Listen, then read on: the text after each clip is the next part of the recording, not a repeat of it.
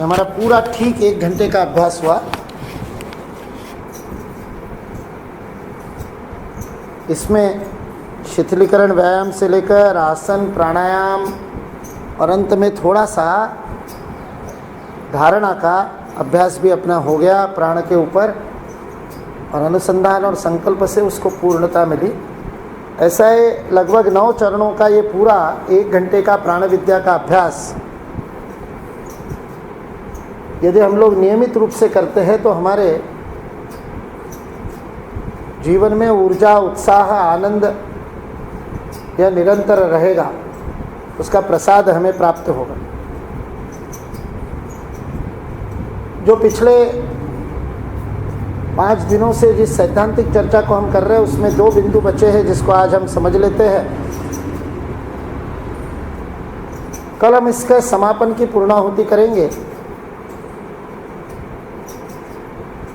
समापन का औपचारिक ऐसा कोई कार्यक्रम तो बहुत बड़ा ऐसा नहीं करने वाले, किंतु उसके पीछे का उद्देश्य ये है कि हम इस प्राण विद्या का ज़्यादा से ज़्यादा लोगों तक इस विषय को ले जा सकें। तो उसके लिए कल पहले 45 मिनट का एक अभ्यास और उसके बाद 45 मिनट हम एक छोटा सा कार्यक्रम जिसमें आप में से कुछ लोग अनुभव कथन करेंगे। यहाँ के जो आयोजक है रविंद्रनगर नागरिक मंडल, उसकी तरफ से कुछ सूचनाएं आदि होंगी तो वह, और अंत में एक छोटा सा दीक्षांत संबोधन, ऐसा यह छोटा सा समापन का कार्यक्रम अपना होगा। हम अपने साथ में कम से कम एक व्यक्ति को लेकर के आए ताकि ये विषय और आगे बढ़े, तो वो अगली बार जब कहीं पर वर्ग हो तो उसमें आने की प्रेरणा उनके मन में जगे, उनको एक झलक मिले कि क्या हुआ पिछले 6 दिनों। ऐसा यह कल का कार्यक्रम होगा। आसपास के लोगों को भी हम सूचना दें और ज़्यादा से ज़्यादा लोग इस अनुभव को एक बार करें। जो 2 बातें हमको समझनी है वो ये है कि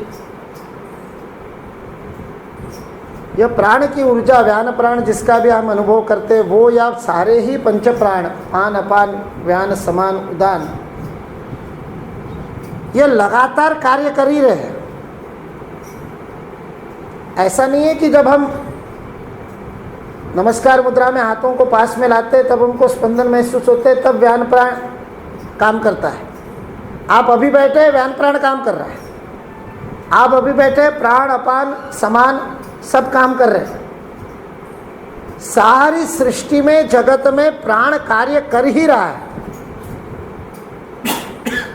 हम इस अभ्यास से अपने मन को उस प्राण के साथ जोड़ रहे हैं और उसके कारण उसकी अनुभूति कर रहे हैं। चेतन मन से, कॉन्शियस माइंड से उसकी अनुभूति करना, यह प्राण विद्या के साथ परिचय करना है, उसको जानना है। विद्या वह तब बनेगी जब हम उसके साथ जुड़ेंगे। हम कर नहीं रहे। आप ये मत मानिए कि हमने प्राण की ऊर्जा को और नाभि से लेकर ऊपर तक प्रवाहित किया, नहीं, वो तो हो ही रहा है। हमने उसको अनुभव करने के लिए ये सारा अभ्यास किया। और अनुभव किससे होगा? मन से होगा। और मन से कब अनुभव होगा? तो बहुत सरल सी बात है, जब मन सजग होगा, जगा हुआ होगा। सोया हुआ होगा तो नहीं होगा। और जगा हुआ मन, जागृत मन, वह जागृत मन करने के लिए ये सारा काम कर रहे हैं। शरीर के साथ मन को जागृत कर रहे हैं। शिथिलीकरण व्यायाम के बाद फिर अर्धकटी चक्रासन में मांसपेशी के ऊपर मन को ले जा रहे, मन की जागृति को सूक्ष्मता की ओर ले जा रहे। ऐसा क्रमशः अभ्यास करते करते प्राण तक मन की जागृति जाए। और आज हमने सामूहिक प्राण, सामूहिक चेतना का अनुभव किया। वह अनुभूति तक मन को ले जाए। वास्तविकता में प्राणायाम का यह अर्थ है। और यह कर सके इसलिए, मन को जागृत कर सके इसलिए गति को कम करना आवश्यक है, क्योंकि जब स्लो मोशन में होता है तब समझ में आता है। टीवी के ऊपर भी अचानक घटित हो जाता है। वो 150 की गति से आकर के गेंद डालता है डेल स्टेन और जाकर के उसकी गिल्ली उखेड़ देता है, पता ही नहीं चलता है, ना बल्लेबाज को पता चलता है ना देखने वाले को पता चलता है। फिर दूरदर्शन वाले उसी को धीमी गति से दिखाते, स्लो मोशन में दिखाते, फिर अपने को समझ में आता है। फिर वो घर का छोटा सा 4 साल का बच्चा भी बताता है वो इन स्विंग था, वो स्लो मोशन के कारण पता चला उसको, नहीं तो उसको क्या पता गेंद अंदर कैसे है। 150 किलोमीटर की गति में तो कुछ नहीं दिख रहा, गति कम की तो दिखने लगा। इसलिए महर्षि पतंजलि जी ने प्राणायाम की व्याख्या की, श्वास प्रश्वासयोर गति विच्छेद प्राणायाम। गति को कम करेंगे तो श्वास से प्राप्त होने वाले प्राण को अनुभव कर सकेंगे। उसके लिए श्वास की गति को कम करना है।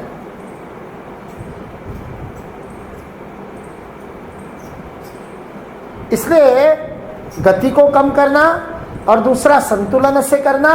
इसके लिए अपन नाड़ी शुद्धि, चंद्रभेद, सूर्यभेद का प्रयोग करके दोनों नासिकाओं से समान रूप से, ताकि वह हम प्राण की तरफ जा सके, उसको देख सके, इसके लिए धीमा कर रहे सारी बात। इसलिए श्वास की आवाज नहीं आनी, इसलिए धीमा करना। तो सजगता मन की। अब ये यदि दिन भर रख सके तो आपके 24 घंटे जो भी काम कर रहे हैं वो योग हो जाएगा, वो प्राणायाम हो जाएगा। आप जो कर रहे हैं उसमें ऊर्जा की अनुभूति के स्तर तक मन को सजग कर सके तो आप सतत आनंद में रहेंगे, सतत जागृत रहेंगे।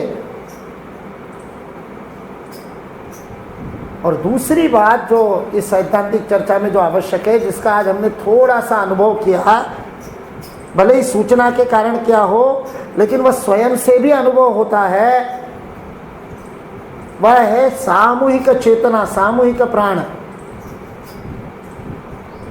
अन्नमय कोश हमारा शरीर यह सीमित है, उसकी सीमा है 5 फुट 8.5 इंच की ऊंचाई, और जो कि उसका घेरा होगा, कितना भी विस्तार कर ले उस विस्तार की सीमा है। शरीर इस सीमा में बंधा है, किंतु प्राण की कोई सीमा नहीं, मन की तो और भी नहीं।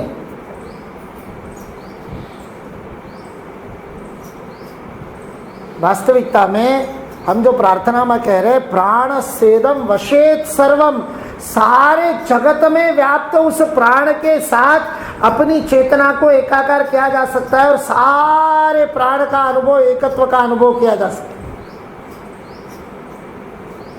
विश्व की समस्त साधनाओं का उद्दिष्ट यह है, जो पता नहीं हो उनको तब भी यह उद्दिष्ट है कि अपने मन का, चेतना का विस्तार करके उसे सर्वव्यापी करना। यही ईश्वर प्राप्ति है, यही समाधि है, यही भक्ति है। और उसको जो सबसे स्थूल स्तर पर अनुभव किया जा सकता है वह प्राण के स्तर पर किया जा सकता है। शरीर के स्तर पर तो मर्यादा है, प्राण के स्तर पर विश्व में व्याप्त प्राण के साथ हम एकाकार हो सकते हैं। वह हमको सामूहिक मन के साथ जोड़ेगा। और फिर हमारा कर्म व्यक्ति के लिए, स्वार्थ के लिए न रह करके समष्टि के लिए होने वाला कर्म हो जाएगा, निस्वार्थ कर्म हो जाएगा। तब हम व्यक्ति से परिवार, परिवार से समाज, समाज से राष्ट्र, राष्ट्र से मानवता, मानवता से सृष्टि और सृष्टि से परमेष्टि की यह यात्रा सहजता से कर पाएंगे। इसलिए प्राण के यह सामूहिक अनुभव को हम परिवार में और सहजता से कर सकते हैं। इसलिए हमारे यहाँ पर जैसे अभी हम सब लोग बैठे हैं, ऐसे बैठ करके कोई बीच में से उठता है तो वह इस प्रकार से हाथ करके जाता है। आप आसाम में, बंगाल में जाओगे तो वहां तो इतना बीच में से जाते ही नहीं कोई। 2 लोग बात कर रहे बीच में से नहीं जाते, और जाना हो तो बिल्कुल नीचे झुक करके हाथ करके ऐसे जाएंगे, क्योंकि उनको पता है यह केवल संवाद नहीं हो रहा, ये प्राण तत्व का आपस में एक संतुलन बन रहा है, एक संबंध बन रहा है, प्राण जुड़ रहा है। अभी हम यहाँ पर बैठ करके ये कार्य कर रहे हैं, यहाँ पर हम सबका एक प्राण का, ऊर्जा का एक जाल बन गया, ग्रिड, और वो सबकी ऊर्जा एक दूसरे को उत्साहित कर रही। इसलिए सामूहिक अभ्यास में जल्दी होता है, अकेले करने से नहीं होगा। घर में बैठ करके एकत्रित करने से सबके प्राण की ऊर्जा इकट्ठी मिलेगी। तो घर में भी करना है तो बाकी परिवार को भी प्रेरित कीजिए, सब साथ में मिलकर के कीजिए किसी भी कार्य को। हनुमान चालीसा बोलते हैं, मारुति स्तोत्र, भीमरूपी बोलते हैं, 4 लोग मिलकर के बोलेंगे, सूर्य नमस्कार 4 लोग मिलकर के करेंगे। वह सामूहिक प्राण अधिक महत्वपूर्ण है। प्राण व्यक्तिगत होता ही नहीं, हम अपने अहंकार से उसके व्यक्तिगत होने का भ्रम पालते हैं। मेरा मन होता ही नहीं, मेरा अहम होता है, जिसका सबसे शुद्ध रूप, जिसका सबसे विकृत रूप अहंकार है और सबसे शुद्ध रूप अस्मिता है। अहम इस अस्मि इति अस्मिता, मैं हूं, यह जो अस्मिता है, उस मैं हूं का जो बोध है, उस बोध के स्तर पर उस मन को हम संकुचित किए हुए हैं। इस अस्मिता को जितना विस्तारित करेंगे उतना बड़े स्तर पर मैं हूं की जगह मेरा परिवार, परिवार की जगह मैं भारत वाला हूं, मैं भारतवासी हूं, पूरे 125 करोड़ चेतना से मैं एकाकार होता हूं, मन का विस्तार होता है। आनंद केवल विस्तार में है। नाल पे सुखम अस्ति भूमा वैसह, वेद मंत्र कहता है। अल्प में सुख नहीं है, छोटे में सुख नहीं है, संकुचन में सुख नहीं है, स्वार्थ में सुख नहीं है। भूमा वैसह, अनंत है वह ईश्वर, रसो वैसह, उसी में रस है। और उस रस से एकाकार होने के लिए मन वचन कर्म से अपना विस्तार होना आवश्यक है। इसलिए स्वामी जी कहते हैं प्रतिदिन, स्वामी विवेकानंद कहते हैं प्रतिदिन कम से कम एक निस्वार्थ कर्म करो, तय करके करो, जिसमें मैं का भाव ही ना हो, जिसमें फोटो की चिंता ना हो, जिसमें कौन देख रहा है इसका विचार ही ना हो, अपने आनंद के लिए उस सामूहिक चेतना से एकाकार होना, ये प्राण विद्या का दूसरा और सबसे महत्वपूर्ण। पहला, सजगता से, चेतना से प्राण के प्रवाह को अपने अंदर और बाहर सर्वत्र अनुभव करना, और दूसरा, अपनी चेतना का विस्तार इस प्राण की अनुभूति के द्वारा करना। विस्तार होगा तभी प्राण का अधिक अनुभव होगा। अभी यहाँ सब लोग बैठे एक ही सूचना पे काम कर रहे हैं। मैं कहता हूँ दोनों हाथों को पास में ले आइए, आप ले आते हैं, दूर ले जाइए, ले जाते हैं। इसके बीच में क्या अनुभव कर रहा है वो आप में से कुछ लोगों को प्रचंड अनुभव हो रहा होगा, कुछ लोगों को लग रहा होगा क्या बोल रहे हैं, कुछ तो हो नहीं रहा। बाद में बोलिए, बाद में।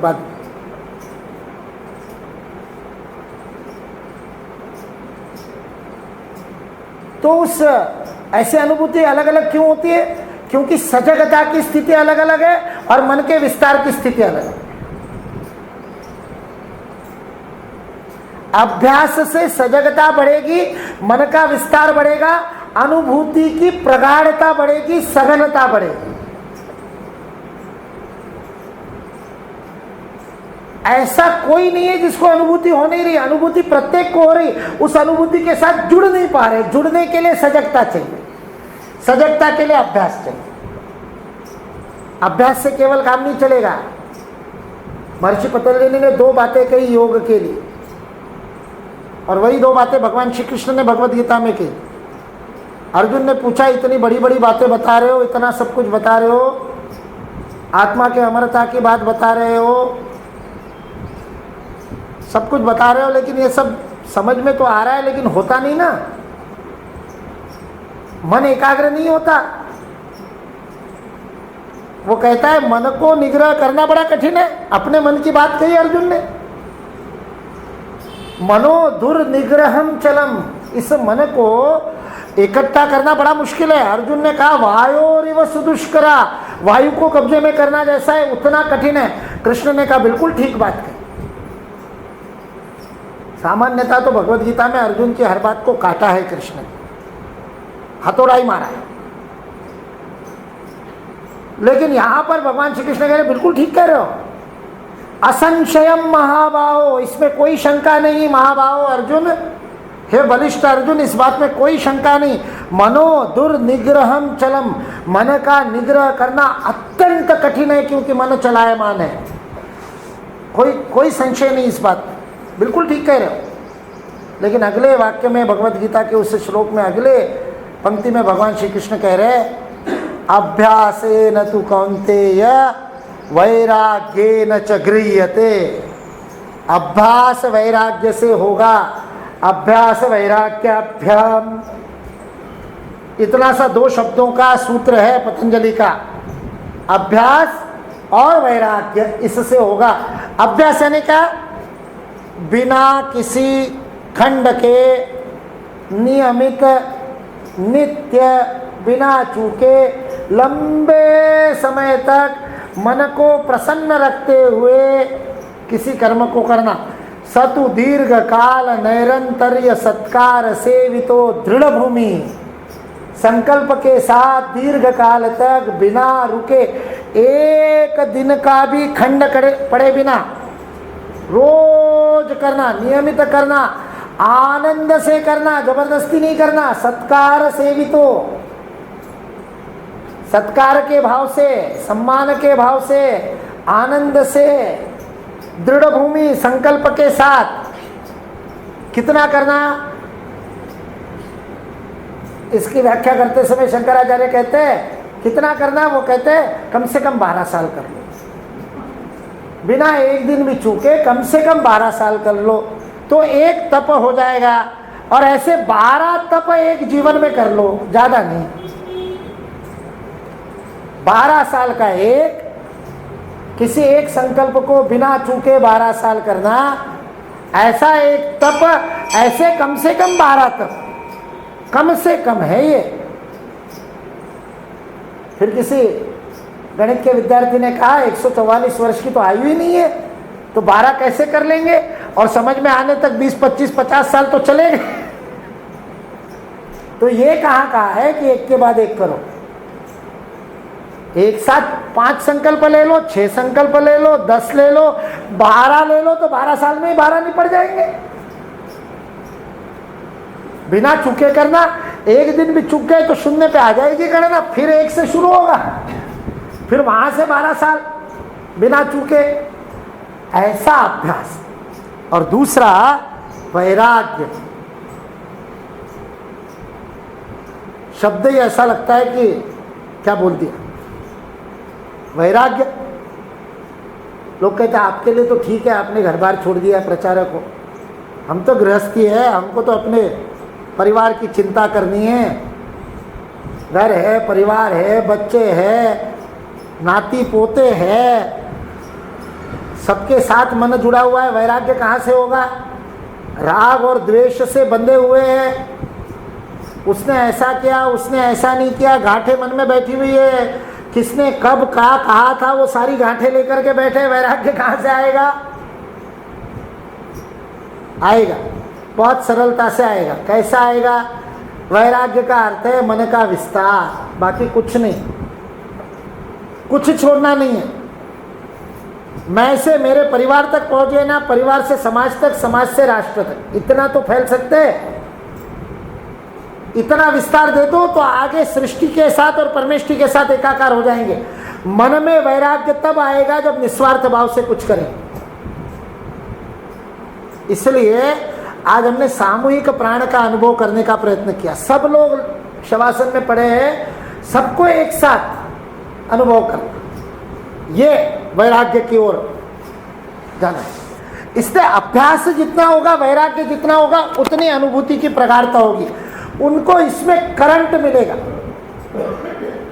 एक हमारा युवा कार्यकर्ता बिल्कुल ठेठ गांव से आया हुआ, हिंदी भी पूरी ढंग से नहीं बोलता था। ढंग से नहीं बोलता था मतलब उसकी भाषा में अपनी खड़ी बोली आ ही जाती थी।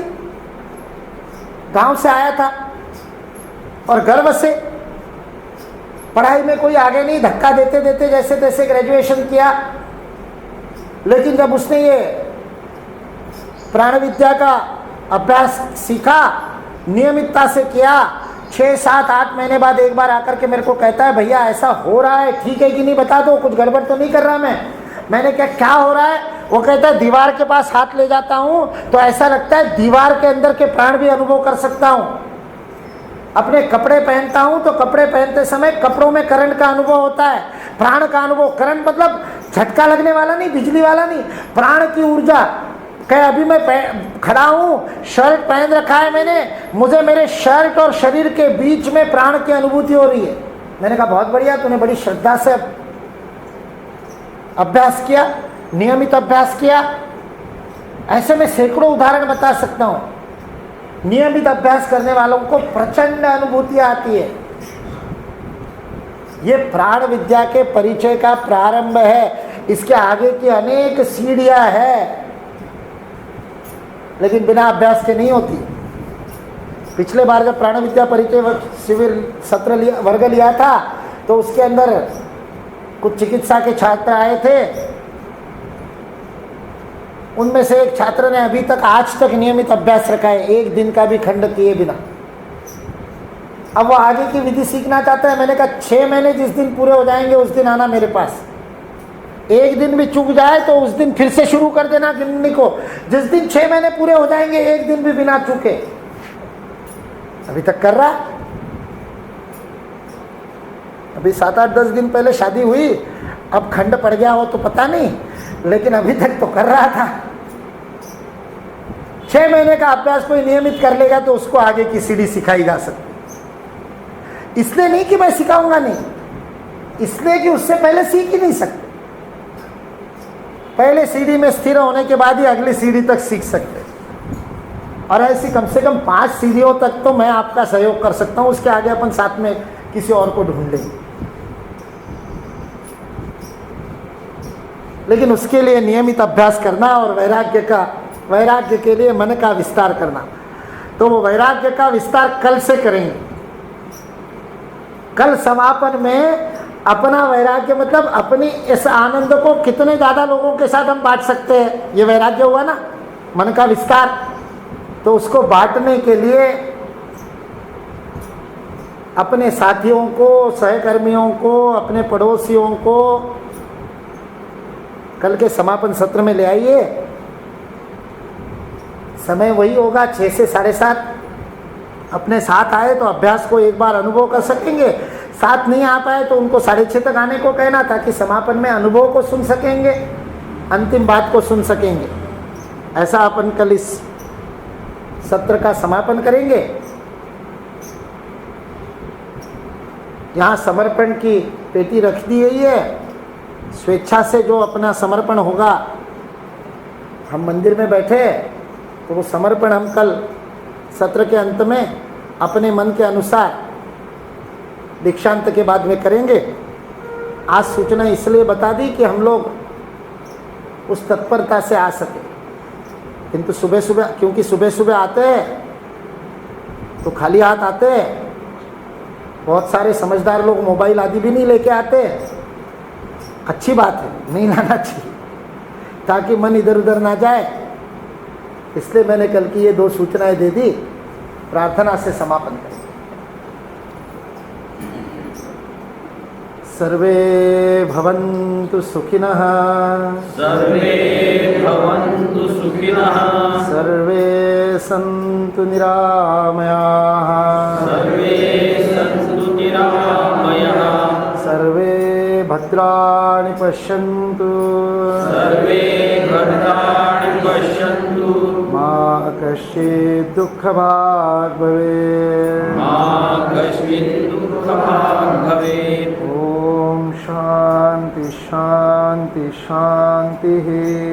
ओम शांति शांति शांतिः। हाथों को पीछे ले जाइए, धीरे धीरे आगे झुकते हुए माथे को ज़मीन पर लगाने का प्रयत्न कीजिए। सब लोग सुखी हो, सब लोग निरोगी हो, किसी के जीवन में कोई दुख ना आए।